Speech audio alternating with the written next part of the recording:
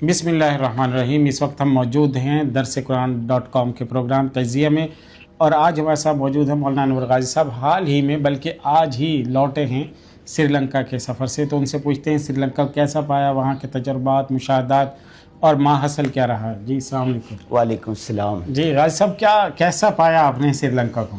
जैसे फ़ाइज़ साहब कहते हैं ना, लैसल ख़ब्रु कल मुआयना कल मुशाहिदा, सुनी सुनाई बातें मुशाहिदे के बराबर नहीं हो सकती। इस सफ़र का पस मंज़र ये था कि हमारा मादरे इल्मी है, जहाँ मैंने कुरान हिफ्ज़ किया, जामिया दारुल उलूम हुसैनिया शहदादपुर। पाकिस्तान में हिफ्ज़ कुरान के दो मदरसे बड़े मशहूर हैं, एक जामिया दारुल कुरान फैसलाबाद कारी यासीन साहब का, और दूसरा दारुल उलूम हुसैनिया शहदादपुर। इन दोनों मदरसों में गैर मुल्की तलबा भी कुरान हिफ्ज़ किया करते हैं, और बहुत पहले से। तो ये जो शहदादपुर का मदरसा है, इसमें इंडोनेशिया, मलेशिया, फ़िलिपाइन और कतर, कुवैत, श्रीलंका के तलबा 1980 से लेके अब तक तालीम हासिल करते रहे माशाअल्लाह। तो कारी यासीन साहब जो है ना, दारुल कुरान वाले, उनके बहुत सारे तलबा ने कुरान हिफ्ज़ किया और जाकर मलेशिया में अपने तालीमी इदारे बनाए जी।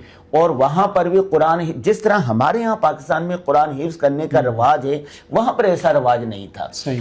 तो कारी अब्दुल रशीद साहब ने मुझे कहा कि हमारे जो फाजिल हैं जिन्होंने कुरान हिफ्ज़ किया है, वो श्रीलंका में 300 के करीब हैं, और हर फाजिल ने वहाँ पर अपना तालीमी इदारा बनाया है, और एक एक मदरसे में 500-600 तलबा कुरान हिफ्ज़ कर रहे हैं, दरसे निज़ामी हैं। तो उनकी सालाना एक तकरीब थी, उसके लिए उन्होंने कहा कि मैं जा रहा हूँ। और इसी तरह उनके शेख है हज़रत मौलाना मुफ्ती मोहम्मद हसन साहब, शेखुल हदीस हैं माशाल्लाह, कई 4 मदरसों में शेखुल हदीस हैं, तो वो भी साथ जा रहे हैं। मैं चूँकि हज़रत का शागिर्द हूँ, हज़रत मुझसे मोहब्बत करते हैं, उन्होंने कहा आप भी हमारे साथ चलें। हमने पासपोर्ट दे दिया, वीज़ा लग गया, तो 6 अफराद का ग्रुप था। मुफ्ती वली हसन साहब, कारी अब्दुल रशीद साहब, उनके बेटे कारी अब्दुल गफ़ार साहब, हम वहाँ पर पहुँचे। असल मकसद ये था कि हम वहाँ का वो निज़ाम देखें, स्कूल, मदारिस, और इसी तरह वहाँ पर मस्जिद है। अच्छा, मैं पस मंजर के तौर पर ये बताऊं कि श्रीलंका ये छोटा सा मुल्क है, 2 करोड़ की आबादी है, और रकबे के एतबार से ऐसा है जितना ये समझ लो सिंध है, और वहाँ पर बुद्धिस्ट ज़्यादा है, हुकूमत बुद्धिस्टों की है। 90% ये समझें कि 85% बुद्धिस्ट हैं, और 10% मुसलमान हैं, और 2% ईसाई, यहूदी या दीगर जो वहाँ के दीनी मदरसे हैं, उनको पाकिस्तान के मदरसों से अगर कंपेयर करें आप, तो वहाँ क्या क्या नई चीज़ें, जैसे आपने वीडियोस भी दिखाई तो वो बड़े खूबसूरत लग रहे थे, तो कहाँ क्या निज़ाम में फ़र्क है? आप वहाँ के मदारिस देखकर मैं दंग, हैरान और परेशान हो गया।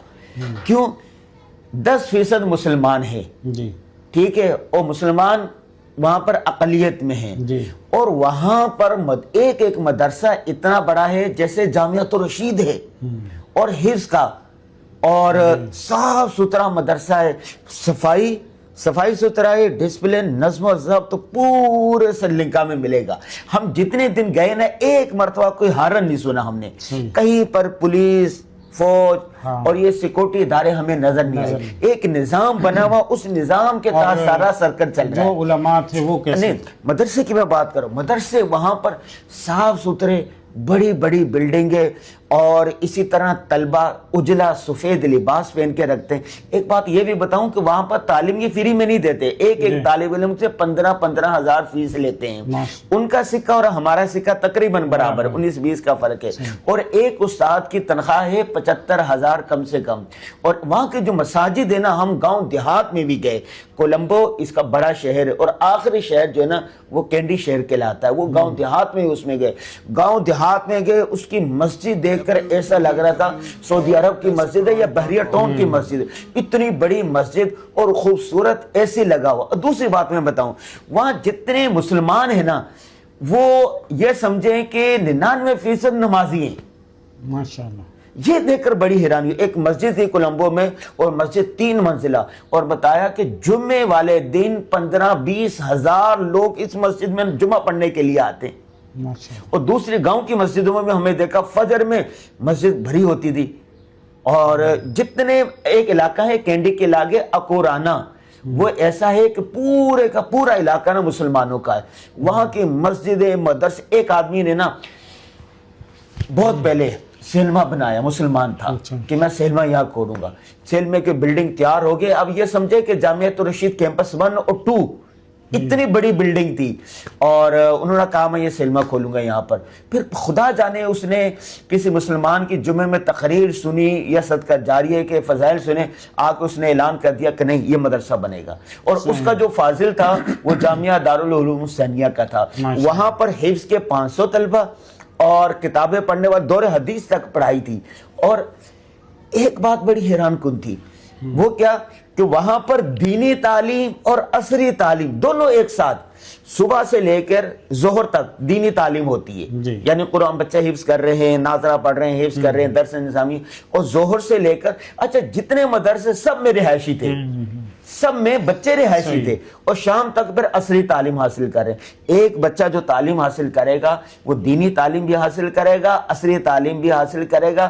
ایک اور بات وہاں کے مسلمانوں کے, سری لنکا کے مسلمان, تمام مسلمان خوشحال ترین ہیں, علماء کرام خوشحال ہیں.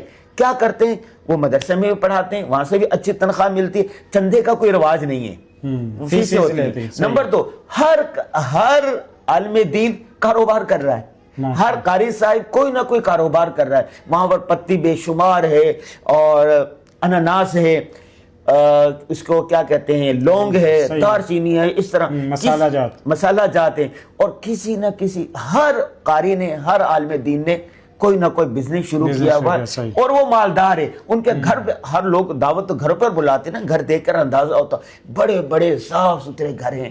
یہ دیکھ کر کتنی خوشی آئی کہ ایک عالم دین دوسروں کو دینے والا ہے, اور مدرسہ دوسروں کو دینے والا, خوبصورت ہے. اور طلبہ کا گیٹ اپ جو ہے نا, جیسے ہمارے استاد مفتی عبدالرحیم صاحب فرماتے ہیں نا کہ میرے ذہن میں ایک طالب علم کا جو نقشہ ہے کہ وہ صاف ستھرا ہو, پگڑی پہن رکھی ہو, اور دینی اور عصری تعلیم ہوتی ہو, اور وقت کے جو تقاضے ہیں اس کو پورا کرتا ہو. یہ دیکھ کر اتنی خوشی ہوئی. میں سوچ رہا تھا کہ جو جہاں کا فیض ہے پاکستان کا, وہاں کے مدارس کی حالت زار دیکھ لیں, اور جو ان کے فاضل ہیں وہاں کی حالت زار دیکھ لیں. اچھا, آخری بات, کیا سبق ملا, پاکستانی کیا سیکھ سکتے ہیں؟ دیکھیں, میں نے جو سب سے بڑا سبق سیکھا نا, اچھا جیسے یہاں غریب ہے نا, غریب وہاں پر بھی ہے, لیکن غریب بھی اپنے گھر کو صاف ستھرا رکھتا ہے, نظم و ضبط کا پابند ہے, ڈسپلن کے ساتھ رہ رہا ہے. اچھا, ان کو خود بھی صاف رہتے ہیں, اپنے محلے کو بھی صاف رکھتے ہیں, گھر کے باہر بھی صاف رکھتے ہیں,